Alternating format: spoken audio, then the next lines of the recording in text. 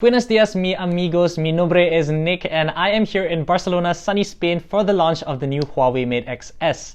So if you don't already know, the Huawei Mate Xs is the new foldable smartphone from Huawei, and while it may look pretty similar to Huawei's first foldable smartphone, the Huawei Mate X, there are quite a few differences. I got a chance to have a quick hands-on with the new foldable smartphone from Huawei, so if you want to know what the new Huawei Mate Xs is really all about, stay tuned on this video.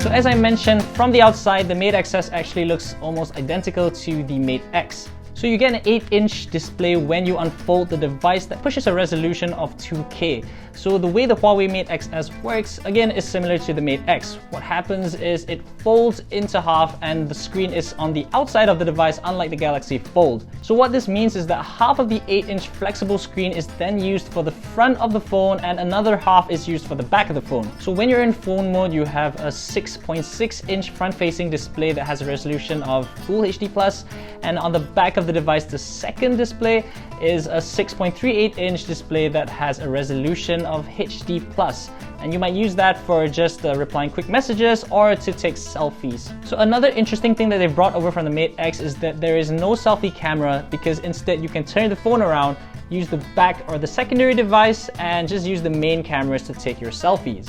So I really like that, because that means that the display is really unimpaired and you get a really full view kind of display, if that's what you want to call it, but I really like how it looks in my hands.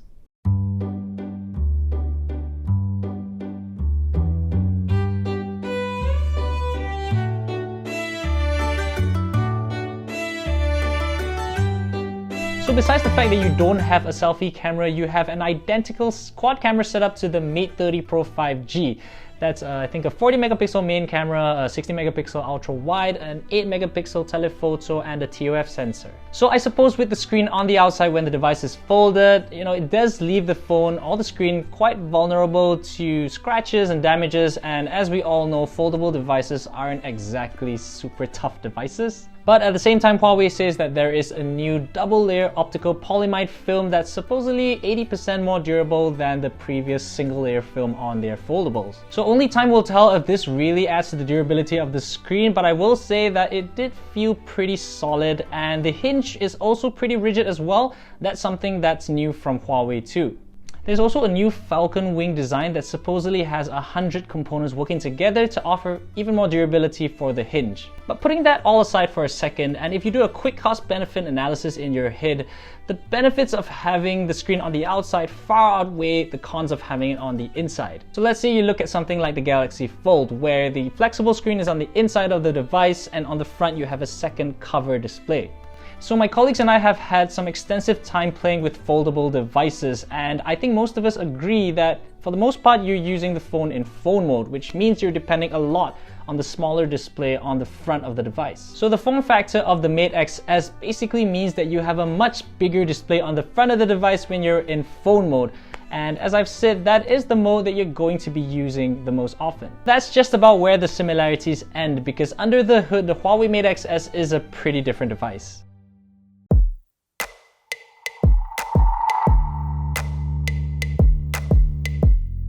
So I think something that they've been pushing, or that they've been talking a lot about, is that the Huawei Mate Xs is a real 5G phone.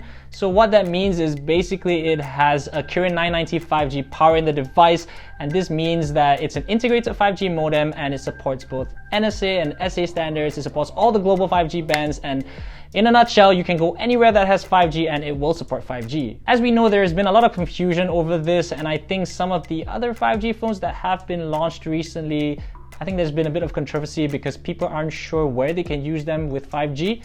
Nonetheless, Huawei assures us that anywhere that has 5G will support 5G for the Mate Xs. So the second thing that I found out from Huawei is that they have been putting a lot of focus on the software aspect of the Mate Xs. So I think most of us look at foldable devices as sort of wow factor phones. They're really expensive and they look really cool, and you just think about how you can pull them out in front of your friends and look amazing. But in reality, there's actually a lot of potential potential with the form factor of a phone that unfolds into a tablet, and here's why.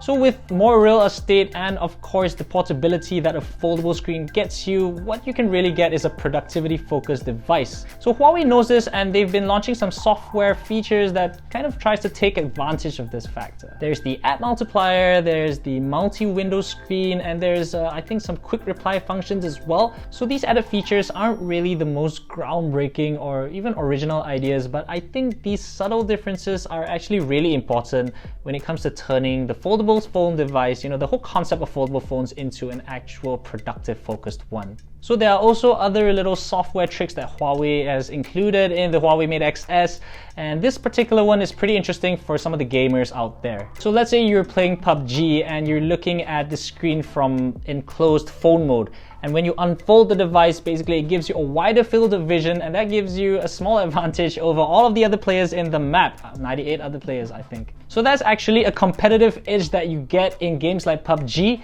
At the moment that's only supported from PUBG. I'm more of a Call of Duty mobile player myself, but at the same time I appreciate that that's something that FPS players will enjoy, but you're gonna have to pay a lot of money for that benefit.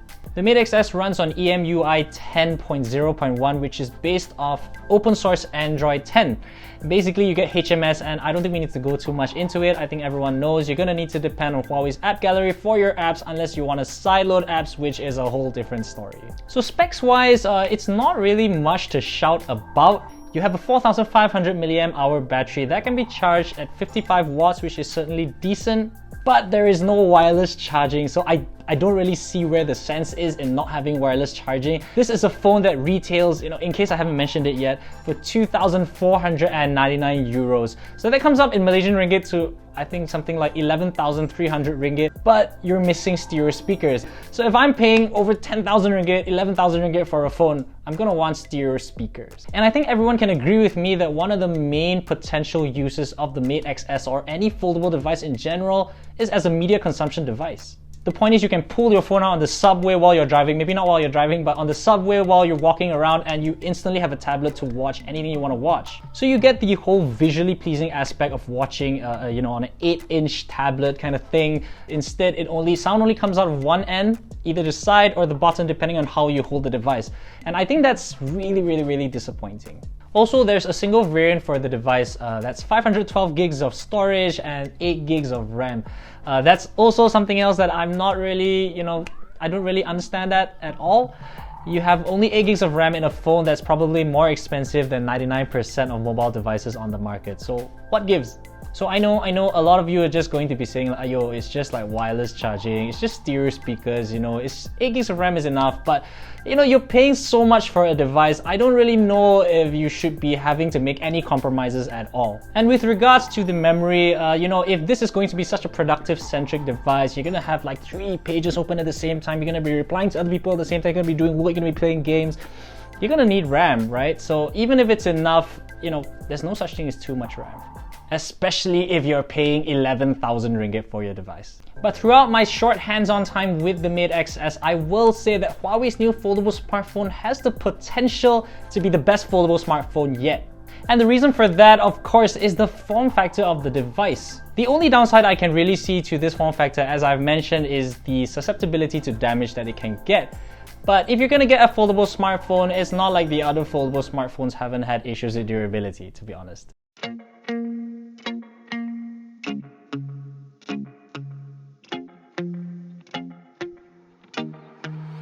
I think for me, using the Huawei Mate Xs, I was struck with the amount of possibilities, the potential possibilities that you could get with foldable concept like this. So it offered me a peek into how mobile devices will work in the future. And basically, the best part about the Mate Xs for me is that even when it's closed, it looks like a sexy as hell phone. It still looks like a great phone. It still looks like a normal phone. Whereas something like the Galaxy Fold, which is, obviously its main competitor at the moment, that has like a tiny, I think it's a 720p, 4.7-inch screen in front. It's like going back 10 years and using a phone from that time. It's incredibly disappointing to use. And talking about durability, I think it's worth mentioning that Huawei's original Mate X didn't really get the same amount of bad press that the Galaxy Fold did. Now, I'm not sure if a caveat to all of that is that the Mate X never reached global markets. It was only available in China, and it's still only available in China. But what's really exciting is that the Huawei Mate Xs is going to be globally available next month. So even Malaysia is going to see official availability on the 20th of March. So that's really awesome, and I suppose time will only tell if durability is really a thing of the past with regards to foldable smartphones in general. So yes, the verdict for now is huge potential. But it's disappointing because Huawei has also appeared to overlook a few subtle features, wireless charging, more RAM, stereo speakers, and the absence of all of these things might not break the Mate Xs, but it certainly dilutes the whole, it's really expensive because it has everything kind of like pricing model. And of course the Mate Xs is not exempt from some of the political issues that Huawei has to settle, but let's not get too much into that for now. But notwithstanding all these negatives, I'm excited. I'm excited to see something with this much wow factor fleshed out with actual practical features, hardware-wise and software-wise. And I'm actually really thrilled that my fellow Malaysians are going to get a chance to get their hands on the Mate Xs as well. So if you're willing to spend over 10,000 ringgit on a mobile device or a phone or a tablet or whatever you want to call it, this is definitely a really, as I said, exciting device. If not, you can always come back to soyachinchow.com and stay updated on all of the latest exciting devices to come. So that's all for my quick hands-on with the Huawei Mate Xs. What do you think? I really want to know what everyone thinks about the new foldable phone from Huawei. Do leave your thoughts in the comments section below. And if this video really added some value to your day, remember to give it a thumbs up, like our Facebook page, subscribe to our YouTube channel, and hit the notification bell icon so that you don't miss any future videos from us. So that's all from me. This is Nick saying adios amigos. And while it looks quite similar to the original smart